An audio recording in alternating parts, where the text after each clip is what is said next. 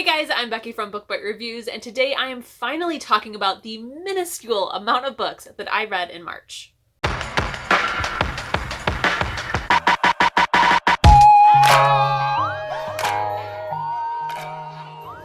So March was obviously not the best reading month for me. Usually March is my best month for reading. It's my birth month.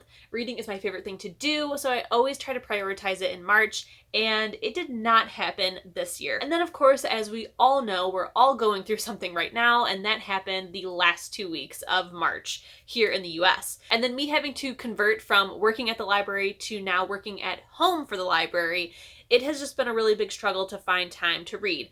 Plus, this amazing game called Animal Crossing came out and we're all obsessed and there's no other time for reading. So April so far has been better. I'm definitely prioritizing audiobooks because I can listen to those while playing. March was just a hot mess. So I only have 4 books that I was able to read during the month of March. Let's go ahead and get started, starting with the bottom, which would be DNF for this month, and working our way up to 5 stars. Starting with our only DNF for this month, that was the Pixieland Diaries by Christina Bauer. I was sent this book for review, and unfortunately I was just not in it. This is a lower YA book. The main character is 15 years old, and it just felt very juvenile. It was all just kind of very flippant, and that's not what I was expecting out of this book. I was expecting a lot more sass, a bit more seriousness. It just was not the book for me. I DNF'd it after I think like 50% of the way through. I just wasn't hooked. I didn't care about anything, and I did not finish it. Luckily from here we get to move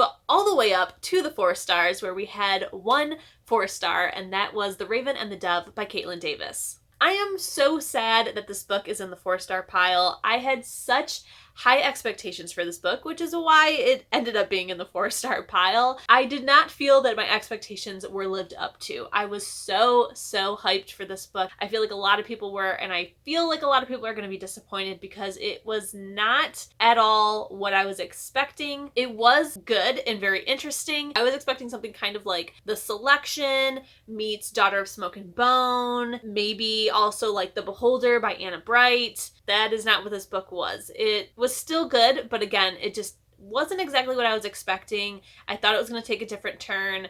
I thought that I would have loved it a lot more, so it got a 4 out of 5.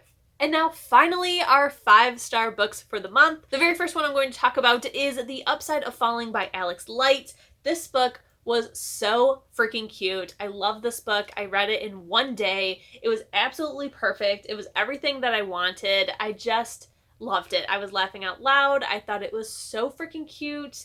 It was the best, and I highly suggest you guys pick this book up. And the last book that I was able to finish in the month of March, and my absolute favorite for the month, is my book club pick, thank goodness, and it was Wicked Fox by Kat Cho. This is a book that lived up to all of my expectations, all of my hype. It was absolutely amazing, and I'm so freaking thankful that I finally read this book. So many people have read it and loved it, and I am so happy to say that I am another one who thought that this was absolute pure gold. I cannot wait for the next one to come out. It comes out this summer, hopefully, and I am just a super duper big fan. This was amazing. I feel like it's been a very long time since I've loved a book club book this much.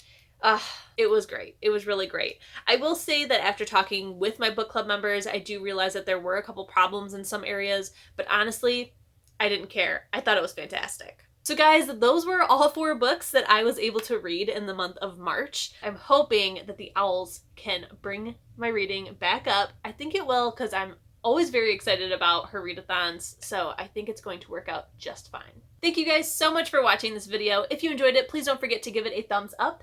If you loved it and you want to see more bookish content from me, please hit subscribe. And if you want to be notified as soon as my videos go live here on YouTube, hit the notification bell. I'll see you in my next one. Bye!